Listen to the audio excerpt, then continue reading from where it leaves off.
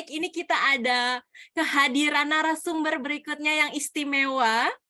Ada Bapak Ahmad Rifai, panggilan kerennya Pak Rifai ya. Apa kabar Pak siang ini? Baik, Bu Arminia. Baik, oke. Jelas. Saya izin perkenalkan dulu Bapak Rifai, nanti akan bawa topik mengenai oneness gitu ya. Beliau adalah seorang dosen praktisi dan juga seorang trainer. Baik, untuk dosen praktisi beliau ini mengajar di UPN Jakarta, juga mengajar di Universitas Terbuka Bogor. Semua materinya manajemen kebanyakan ya Pak Rifai ya. Selanjutnya mengisi juga video di Udemy Indonesia. Jangan tanya, karena bayarannya itu US dollar gitu ya Pak ya. Bayarannya besar sekali nih beliau. Kemudian beliau adalah trainer di Sukovindo, Panasonic, BPOM, Brightstone, dan lain-lain. Beliau ini dulu ambil D3-nya itu statistik, nggak nyangka ya Bapak Ibu ya. Kemudian S1-nya manajemen dan dilanjutkan S2-nya juga manajemen. Keren sekali dan pengalaman beliau sebagai PNS di BPS Pusat Statistik. Kemudian untuk pengalamannya di bidang swasta bekerja di Avon, Inti Keramik, Alam Asri, Modena, Eon Chemical gitu ya Bapak Ibu sebagai marketing manager atau sebagai product manager dan supply chain. Banyak sekali juga sertifikat yang beliau ambil terkait leader as coach, BNSP trainer, NLP juga sebagai trainer Lean Six Sigma. Mari kita kasih applause buat Bapak Rifai sebagai mahasiswa nih masih ya Pak ya, di batch 11 yang sangat menginspirasi dengan kisah suksesnya. Baik, tambahkan Pak Tanadi silahkan. Ya, saya ini di Jakarta ketemu beliau ya. Saya pikir saya enggak kenal gitu. Padahal saya sudah ingin ketemu ya, mau tanya-tanya soal masuk Udemy ini gimana gitu ya. Terus tiba-tiba Pak San, gini lihat siapa ini? Katanya, Pak, saya Ahmad Rifai. Udah ternyata tinggi ya, gendut lagi. Wah, ternyata kalau di Zoom itu memang nggak bisa tahu berapa besar orang itu ya. Jadi kita sempat ngobrol sedikit, tapi saya merasa cukup bagus ya bisa masuk Udemy dan laku gitu, karena menurut saya itu enggak gampang untuk laku ya. Untuk bikinnya gampang gitu ya. Untuk bikin mau masuk Udemy saya kira enggak sulit gitu ya. Tapi untuk laku dipilih orang itu enggak mudah ya.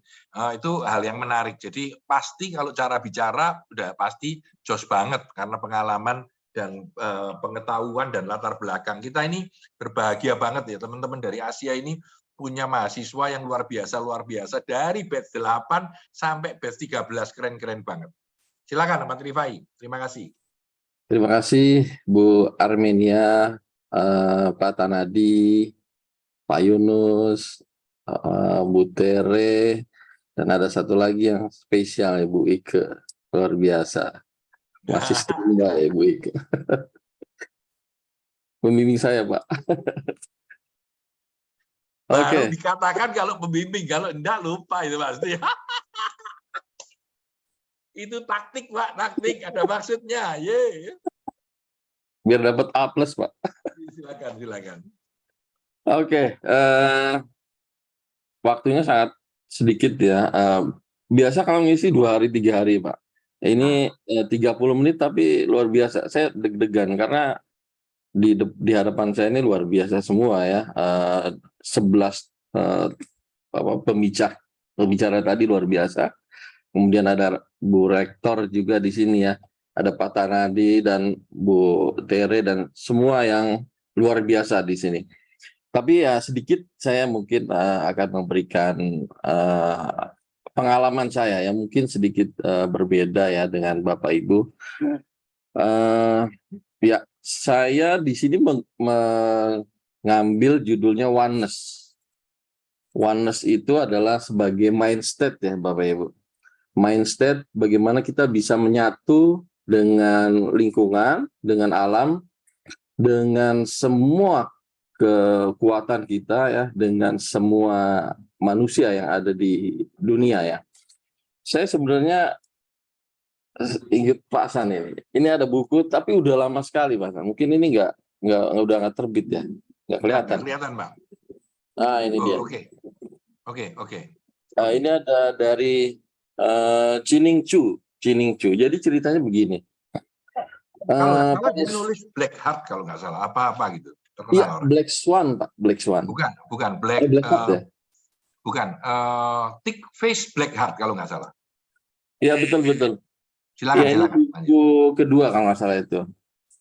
Ya, jadi ceritanya sangat menginspirasi Bapak Ibu. Jadi di suatu desa ya itu terjadi kemarau yang sangat luar biasa. Tumbuh-tumbuhan mulai mengering ya, hewan-hewan tuh mulai kurus ya karena nggak ada makanan. Nah, di desa itu didatangkanlah Bapak Ibu, didatangkanlah yang bisa mendatangkan hujan, apa namanya, pawang hujan ya. Kalau kita disebutnya pawang hujan. Mulai dari sekeliling desa sampai ke provinsi ya dicari, ternyata tidak ada yang bisa menolong desa tersebut untuk bisa menurunkan hujan, Bapak Ibu. Nah, pada suatu hari ya ada seorang pemuda datang ke desa tersebut dan dia bicara dengan kepala sukunya, "Pak, saya bisa mendatangkan hujan untuk desa ini." Akhirnya oleh kepala desanya, oke, penampilannya tidak meyakinkan Bapak Ibu ya. Tidak yang pakai apa ya? Biasanya kan pakai apa simbol-simbol tertentu ya. Dia tidak menggunakan hal tersebut ya. Pemuda ini sangat sederhana ya. Oke, saya beri waktu 1 minggu untuk bisa menurunkan hujan di desa kami karena kami sangat kekeringan. Ini sudah luar biasa. Sumur-sumur kami sudah kering gitu. Dan kebun kami sudah kering semua dan binatang ternak kami sudah mulai ada yang meninggal, ada yang mati dan sebagainya. Akhirnya pemuda tersebut, oke, terima kasih Pak, saya akan coba. Yang dilakukan pemuda tersebut adalah dia membuat sebuah tenda, ya, sebuah tenda di pinggiran jalan ya, dan dia hanya tidur merenung ya di tenda tersebut gitu. Tidur merenung di tenda tersebut. Orang-orang di desa tersebut melihat ini apa yang akan dilakukan oleh pemuda tersebut, kayaknya nggak ada nih, nggak akan mungkin terjadi hujan.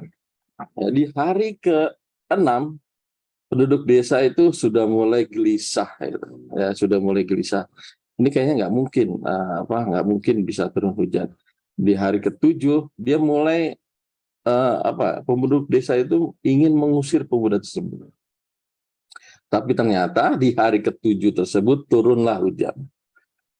Nah, luar biasa bahagia Bapak Ibu ya. 171 ya peserta. Luar biasa bahagia di desa tersebut karena hujan turun. Akhirnya ditanya oleh kepala suku, apa yang kamu lakukan?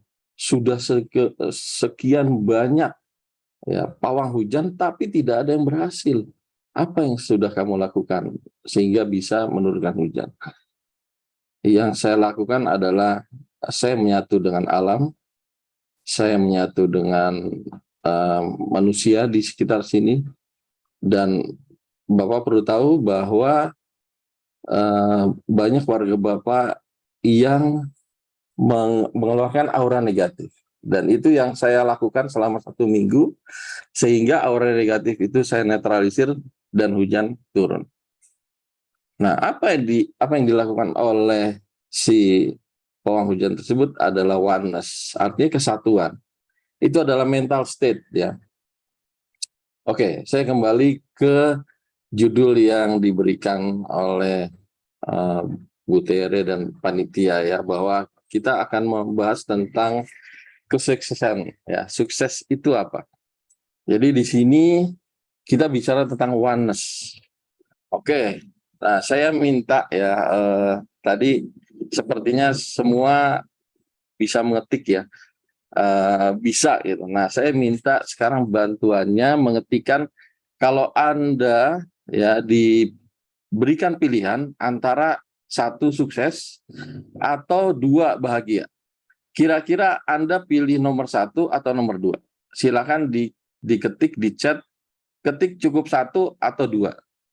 Silakan, saya ingin melihat respon ya dari peserta semua. Oh ya, ada yang 1, ada yang 2. Ya, luar biasa. Tapi banyak kan 2 nih, Pak. Banyak kan 2.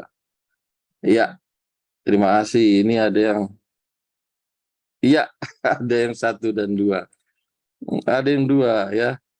Oke, ya ini Pak siapa, Pak Muhammad tadi ya, pilih 1 dan 2. Ya, terima kasih responnya. Iya benar ya. Jadi yang benar adalah 1 dan 2. Ya, ibaratnya sukses itu adalah sebuah kendaraan, bahagia adalah bahan bakarnya, Bapak Ibu. Kalau kita punya bahan bakar saja, tidak punya kendaraan, kita nggak kemana-mana. Kita cukup bahagia, sudah nggak ada kendaraan yang bisa kita berikan bahan bakar, dan kita nggak bisa berpindah dari satu tempat ke tempat yang lain. Ya. Jadi sukses dan bahagia dua-duanya, ya, bukan hal yang bisa kita pilih, tapi dua-duanya kita harus pilih. Ya, sukses tanpa bahagia, ya itu ibaratnya kita punya kendaraan tapi nggak punya bahan bakar, percuma. Ya, kita bisa mempunyai apapun yang kita punya, tapi dalam diri kita emptiness, ya kita kesepian. Ya, kita perlu manusia yang lain untuk berbagi dan sebagainya. Tapi kalau kita hanya pilih bahagia saja, ya kita nggak kemana-mana. Kita punya regen banyak bahan bakar gitu. Kalau sekarang mungkin ngecas ya, pakai listrik ya. Kita punya regen banyak, tapi nggak punya kendaraan, kita nggak kemana-mana. Kita hanya di situ saja, kita nggak bergerak kemana-mana. Kita perlu keduanya. Maka kita perlu sukses dan perlu bahagia. Nah, bahagia ini sebenarnya sederhana, Bapak Ibu. Yang membuatnya sulit adalah kita sendiri. Yang membuat bahagia itu tidak mampir ke diri kita adalah mindset kita. Kita berpikir bahwa saya akan bahagia nih kalau gaji saya 20 juta. Benar nggak Bapak Ibu? Ketika gaji saya waktu itu 20 juta, bahagia benar Pak San. Tapi hanya 2 bulan. Setelah 2 bulan, akhirnya hilang. Ya, bahagia sementara gitu. Oh, kalau saya punya mobil 3, wah, itu saya akan bahagia. Tapi begitu punya mobil 3, ada target yang lain. Kita nggak bahagia ketika bahagianya mungkin sekitar 1-2 bulan. Setelah itu terbiasa, akhirnya kembali ke normal, tidak bahagia. Ya, jadi bahagia itu adalah mindset. Nah, untuk kita berbahagia, saat ini pun kita bisa bahagia. Caranya apa? Ya udah, tidak ada syarat. Kita tidak punya syarat bagaimana bahagia ya. Saat ini saya ingin bahagia. Caranya cukup tersenyum ya. Senyum itu akan meningkatkan salah satu hormon kita ya. Makanya saya sering tersenyum dimanapun, pada saat kuliah ya, saat kuliah saya tersenyum. Kenapa? Karena ketika kita tersenyum itu ada hormon yang entah kortisol, entah apa, itu akan membuat kita bahagia. Ya, kita akan bahas tentang suksesnya sedikit. Ya, mungkin waktunya masih ada ya. Saya khawatir waktunya kurang. Ya, sukses itu butuh optimis, Bapak Ibu. Ya, sukses butuh optimis. Ya, optimis ada rumusnya, Bapak Ibu. Optimis itu rumusnya adalah, ada yang tahu, Bapak Ibu? Oke. Nah, optimis itu rumusnya adalah, kita lihat, confident. Confident itu adalah percaya kepada diri sendiri. Ya, percaya bahwa saya mampu. Tadi sudah disebutkan oleh Bu Indira tadi ya. I can do if I can do ya. If I think I can do. Jadi confident. Saya bisa melakukan kalau saya percaya, kalau saya yakin bisa. Itu confident. Tapi kita perlu satu hal lagi selain confident. Kira-kira apa? Karena kita adalah makhluk Tuhan ya, kita nggak bisa hanya menggunakan confident, tapi kita butuh satu lagi, apa? Hope. Hope itu adalah kita berharap kepada Tuhan yang Maha Kuasa, ya, untuk dapat memberikan apa yang kita inginkan, ya, apa yang ingin kita lakukan, kesuksesan. Kita optimis, kita confident, tapi ada satu lagi syaratnya, itu hope. Kita banyak berdoa, Bapak Ibu, ya, banyak berdoa. Berbeda, ya, kalau saya minta ke atasan saya, 1 kali 2 kali mungkin akan dikasih. Tapi kalau sudah keseringan, kamu ini bisa-bisa saya dipecat ya, atau dan sebagainya. Tapi kalau kepada Tuhan kita minta, luar biasa ya. Apapun yang kita minta, ya, bahkan sendal jepit yang putus pun kita bisa berdoa kepada Tuhan. Ya, baik yang paling kecil maupun yang paling besar. Ya, waktu itu saya ada yang namanya LOA ya. Saya membuat satu buku namanya Dream Book. Di Dream Book itu artinya mimpi-mimpi kita. Kita ingin mencapai apa yang ingin kita capai. Sebanyak-banyaknya. Waktu itu saya gunting ya, sebaiknya ada image-nya ya, ada gambarnya. Saya gunting adalah Mekah. Saya tempel di dalam buku tersebut, kemudian saya lihat kendaraan nih, kendaraan ya, saya gunting, saya tempel juga. Kemudian ada banyak lagi yang saya tempel. Kemudian buku tersebut saya simpan di dalam lemari, ya, saya simpan, udah saya lupa. Itu adalah doa kita yang kita simpan ya.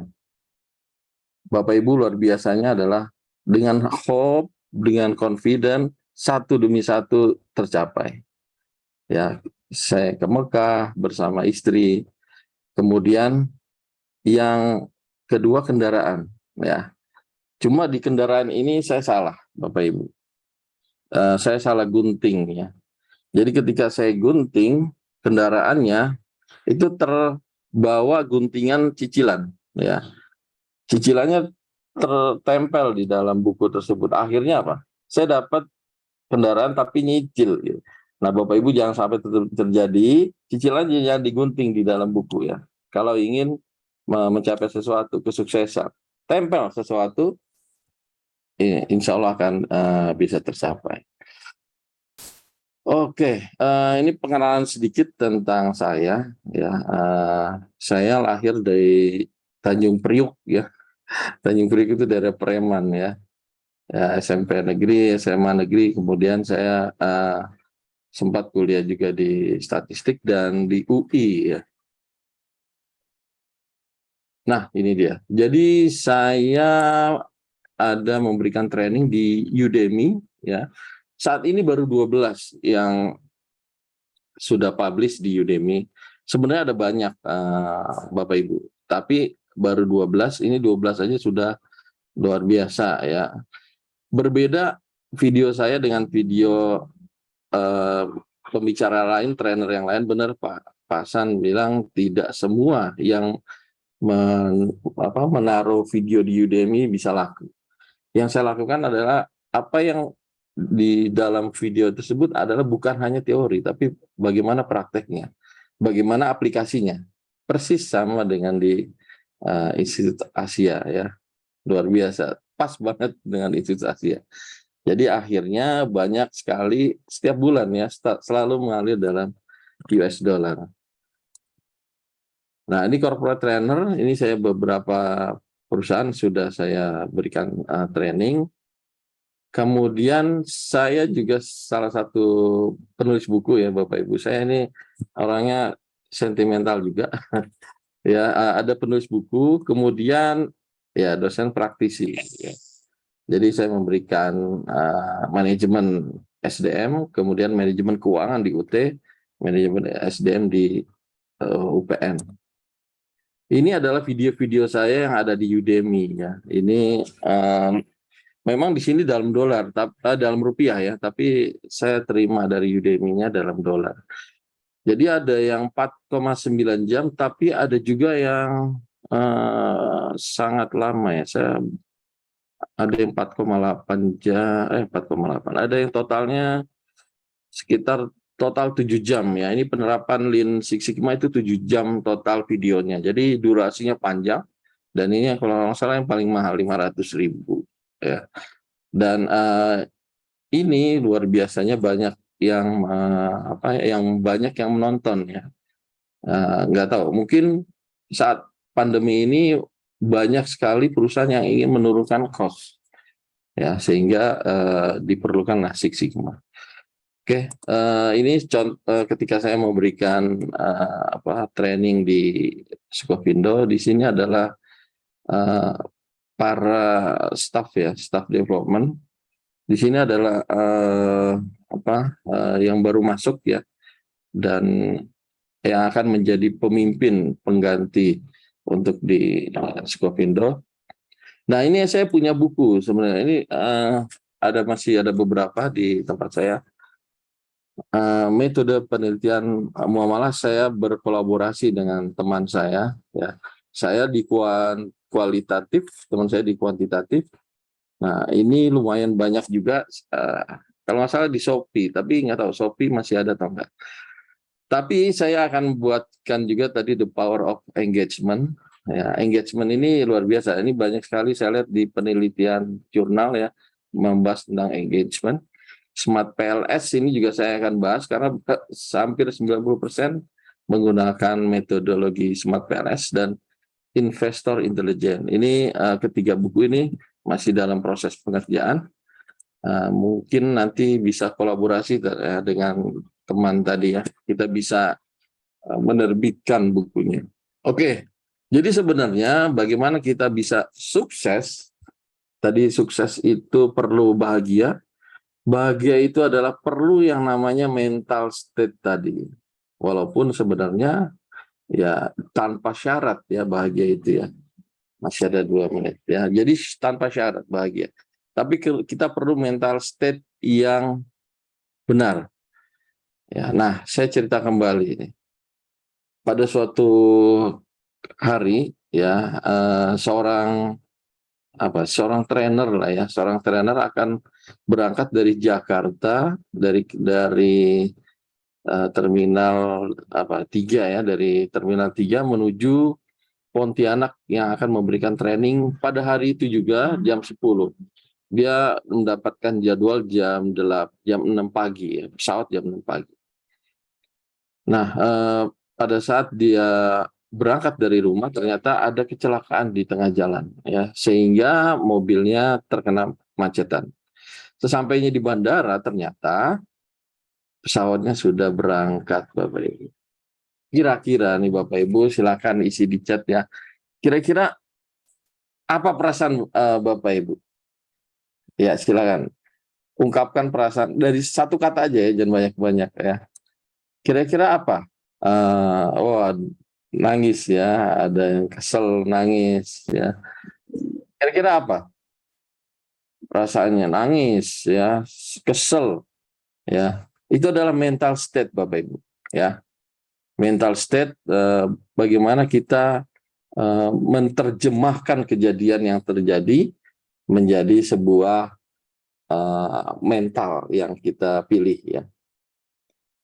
Ya, tidak berapa lama Bapak Ibu, tidak berapa lama ada pengumuman ya, sekitar 10 atau 15 menit setelah pesawat itu berangkat, ada pengumuman bahwa pesawat yang akan dinaiki oleh trainer tersebut ternyata mengalami kecelakaan dan tidak ada hilang dari radar, dan diperkirakan tidak ada yang selamat.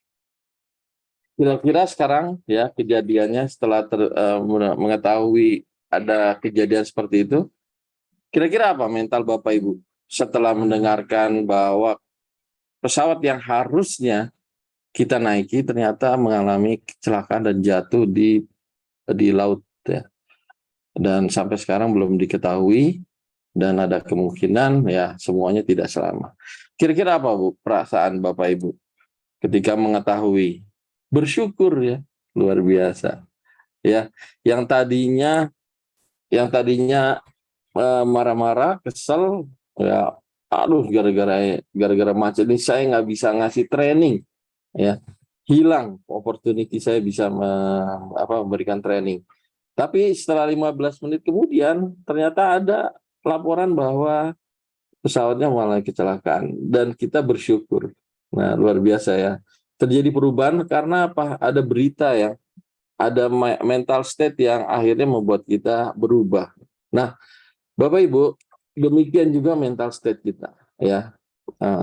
Kalau di dalam agama Islam mungkin disebut yazid wa yanqus ya. Kadang-kadang naik, kadang-kadang turun. Nah, mental state yang paling rendah, masih ada waktu 4 menit ya. Yang paling rendah adalah level victim, artinya korban, complain, blame. Itu yang kita hadapi, yang kita lakukan ketika kita ketinggalan pesawat tadi. Wah, harusnya saya sudah sampai di Pontianak, tapi ternyata tidak terjadi. Nah, kita ke level 2. Level 2 adalah responsibel. Artinya kita akan kasus kejadian tersebut adalah karena kita ya. Kita take it responsible, take it ownership ya. Kita menerima apa yang terjadi, kemudian kita beli tiket lagi. Ya, beli tiket armada yang lain ya. Selain Garuda tentunya ya. Nah, ini adalah level kedua nih responnya. Level ketiga adalah level flow ya. Flow itu dance in the moment ya. Ini biasanya kalau kita sudah masuk ke level flow itu contohnya ya ketika kita bekerja jam 8 sampai kantor ya, jam 8 kantor udah mulai kerja, tiba-tiba loh tahu-tahu sudah jam 12. Istirahat makan minum kemudian masuk lagi loh tahu-tahu udah jam 9 malam. Itu flow, kita dance in the moment, kita menikmati. Dan yang terakhir adalah level oneness, itu yang tadi saya sebut sebagai pawang hujan tadi. Dia memberikan dirinya ya bersatu dengan alam, bersatu dengan masyarakat sekitar, sehingga level yang keempat ini hujan itu turun. Ya, ada freedom, ada love, ada gratitude ya. Itu saja yang saya bisa sampaikan ya, waktunya sudah tinggal 2 menit. Silakan Bu Armenius. Baik, terima kasih Pak Rifai. Mari kita kasih aplaus Bapak Ibu gitu ya. Menarik sekali karena tadi ada pemicu dari pertanyaan Pak Rifai. Mau sukses atau bahagia? Ternyata banyak juga yang menjawab bahagia ya. Siapa tahu tahun depan ada Festival Asia Bahagia mungkin ya Bapak-bapak ya, Bapak Ibu ya. Just joke aja ini.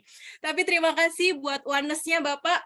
Baik, kita harus tahu freedom, love, dan gratitude yang tadi ya, bersyukur dari sharing Pak Rifai terkait pesawat tadi.